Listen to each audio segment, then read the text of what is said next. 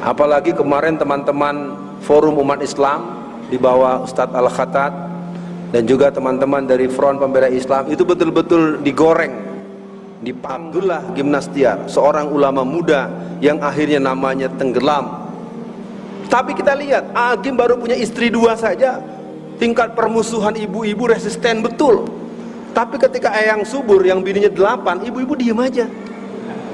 Saya tidak menghujat, saya hanya ngajak berpikir waras. Jangan tanggung-tanggung ngasih judulnya, karena Syiah sudah berbahaya. Syiah sudah mempersiapkan pasukan bersenjatanya. Syiah sudah sampai berikrar untuk membunuh siapa yang mengganggu mereka. Ikhwan, pernahkah kau bayangkan saat amalmu diperhitungkan?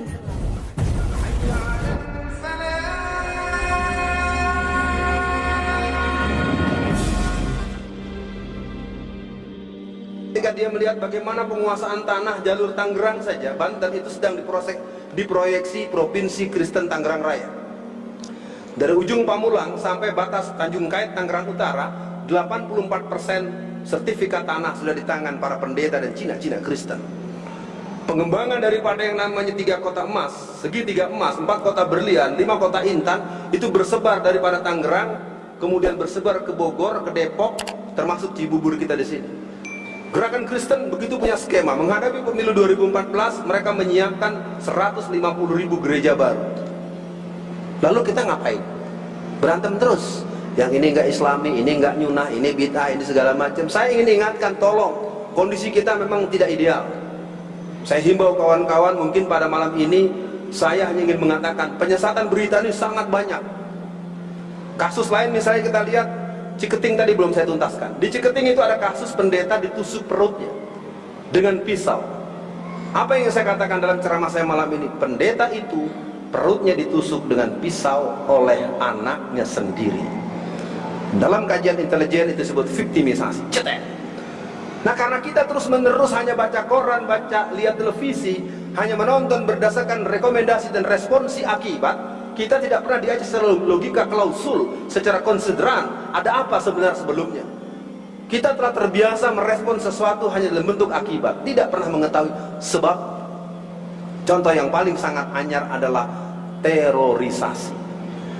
Terorisasi adalah sebuah gerakan sistematik dari kaum Kristen dengan satu statement mereka, kita habisi Islam dengan berseragam. Laskar Kristus, Laskar Kristus.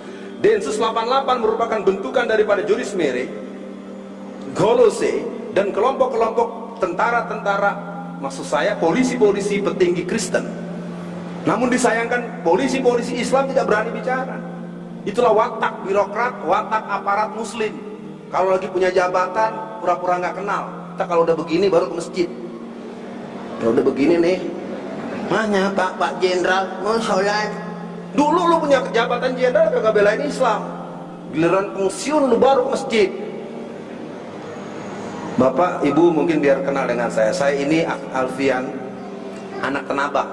Jadi kalau ngomongnya goblek-goblek dikit Arab maklum. Ya, tapi ini fakta. Lihat saja misalnya yang di kasus di Taman Galaksi. Kenapa Taman Galaksi gereja bisa 7? Kenapa? Karena di sana di backup oleh Brigadir Jenderal Polisi yang bernama Rukmini. Jenderal Polisi Kristen aktif, belain Kristen. Kalau kita Jenderal Islam pura-pura nggak kenal, jangan galak-galak, jangan galak-galak. Harusnya Jenderal bilang siapa yang ganggu, saya yang bela. Nah itu kita hanya pernah punya ketika masa Faisal Tanjung atau Bang Adit atau Bang Kiflan. Sekarang ini sekuler, orang Jumatan di asrama polisi, di pusat kepolisian, pusat ketentaraan, jenderalnya main golf. Ustadz Alfian ngomong sembarangan, yes, itulah yang mereka lakukan. Petinggi-petinggi kita itu otaknya memang sekuler kebanyakan. Yang membela agama, kalau nanti udah pensiun baru dia ngomong-ngomong belain agama. Kalau biar mati biar masuk surga. Nggak tahu malu. Ini poin pertama saya katakan buat para jamaah, penyesatan berita begitu luar biasa. Akibatnya apa kata almarhum Letnan Jenderal Z.A. Maulani? Di antara kelemahan umat Islam adalah tidak memiliki analisis intelijen dakwah. Akibatnya musuh ditemani, teman dimusuhi. Ya, saya himbau buat semua jamaah, walaupun kita baru pertama kali berjumpa, semoga tertangkap tersirat makna. Yang kuinginkan adalah malam ini, mari kita pahami, kaum Kristen, kaum komunis, kaum sekuler, kaum Syiah, LDII, dan sederet gerakan lain telah diingatkan Allah, wallazina kafaru ba'duhum awliya'u ba'di. Mereka begitu serius, maka buat kita jawabnya adalah innallaha yuhibbul ladzina yuqatiluna fi sabilihi shaffan ka'annahum bunyanun marsus. Mari semua yang mendengarkan ceramah malam ini, penyesatan berita kalau kita urai satu-satu kita akan tercengang. Banyak berita-berita bohong. Contoh yang paling dahsyat adalah kerusuhan Mei. Pemirsa, kita memperingati 16 tahun peristiwa reformasi. Hanya dua yang selalu disebut oleh para penyiar. Apa itu? Kerusuhan, dan yang kedua adalah pemerkosaan massal. Betul Pak? Betul kan? Hanya dua yang selalu diteriak-teriakan oleh si penyiar. Mari kita buka. Peristiwa 13-14 Mei itu memang itu dua ada, tetapi yang kedua tidak segitu. Badan Intelijen Nasional BIN dan FBI hanya punya data pemerkosaan yang terjadi hanya terjadi pada 3 orang. Kita tidak meremehkan kehormatan dan keperawanan seorang perempuan. Kalau 3 orang ini masalah apa tidak jamaah? Cuma 3 Pak. Data resmi dari BIN dan FBI cuma 3. Sementara yang mati di Yogyakarta Department Store di Klender 1.500 orang terpanggang di dalam pusat perbelanjaan. Yang mati di Ciledug Mall, yang mati di Lipo Karawaci Tangerang, dan yang mati di berbagai tempat-tempat pusat perbelanjaan. Totally 25.000 orang yang mati terpanggang. Kenapa tidak pernah disebut-sebut oleh sang penyiar? Jadi kalau kita buka lagi kasus demi kasus, kita akan terkejut ketika ada pembakaran sebuah kampung muslim yang bernama Desa Waringin. Tanggal 9 September 2011, kampung muslim Waringin, 400 rumah dibakar dan rata dengan tanah. Diawali dengan dibunuhnya seorang tukang ojek yang bernama Darmin Saiman, yang ditembak dadanya dan dipanah punggungnya. Apa kata Mabes Polri? Apa kata Kapolri? Jangan diberitakan. Sungguh terlalu. Kalau urusan umat Islam, sampai rumah dibakar 400, sampai 7 orang mati terbakar, diawali dengan dibunuhnya seorang tukang ojek yang bernama Darmin Saiman di Gunung Nona di daerah basis Kristen, tetap tidak boleh diberitakan. Tapi ketika ada seorang pendeta yang bernama Pendeta Susanti ditembak di Sulawesi Tengah, tidak perlu hitungan setengah hari, yang namanya Amin Rais, yang namanya Hidayat Nur Wahid, yang namanya pejabat-pejabat eksekutif, pejabat legislatif dan seterusnya, cepat terbang sampai ke Sulawesi Tengah. Apa yang terjadi sebenarnya di sana? Ternyata sang pendeta dibunuh oleh temannya sendiri dan tidak ada beritanya lagi. Terus para jamaah, saya ingin katakan dengan terbuka, maka adanya website, adanya TV, walaupun kita punya TV komunitas, nggak apa-apa dulu. Karena memang pembuatan TV berskala nasional, internasional, kita memang punya hambatan kebijakan politik dan tirani daripada Amerika dan kaum kafir laknatullah alaih.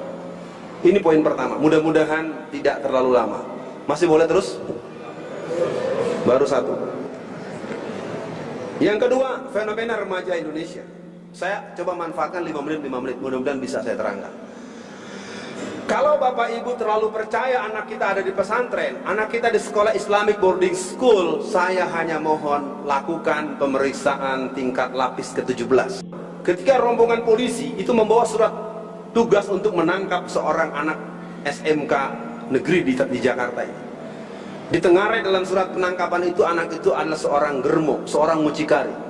SMK kelas 2, mucikari alias koordinator para pelacur. Kalau almarhum Profesor Dr. Zaka Derajat menyebutnya dengan para pezina. Jangan berikan istilah yang baik buat orang yang berbuat maksiat. Kita kan suka pakai PSK segala, keren banget. Orang berzina, orang melacur pakai PSK. Diberikan kalimat yang sesungguhnya. Ya, para pezina, para pelacur begitu.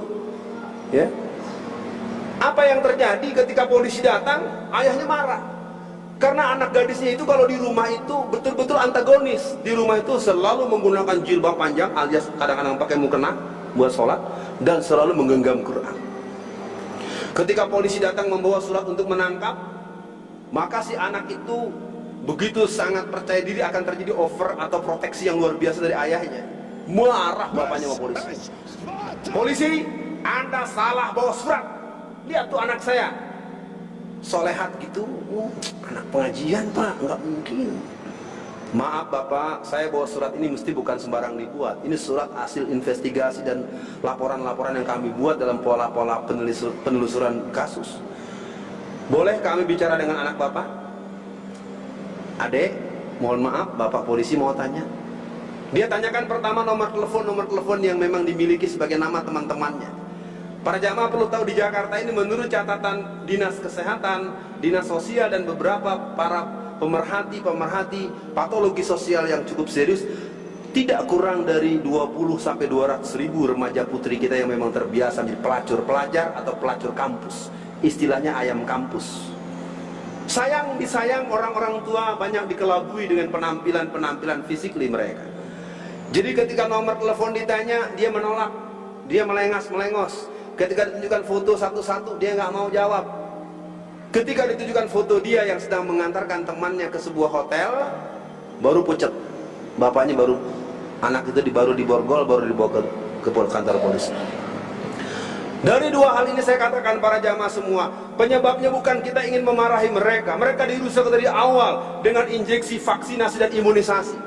Masuknya tripsin, babi, anjing dan monyet yang masuk dalam darah mereka, itulah yang membuat mereka mempunyai resistensi negatif terhadap berbagai persoalan. Yang kedua, game online yang selama ini mereka mainkan merusak sistem otak permanen mereka.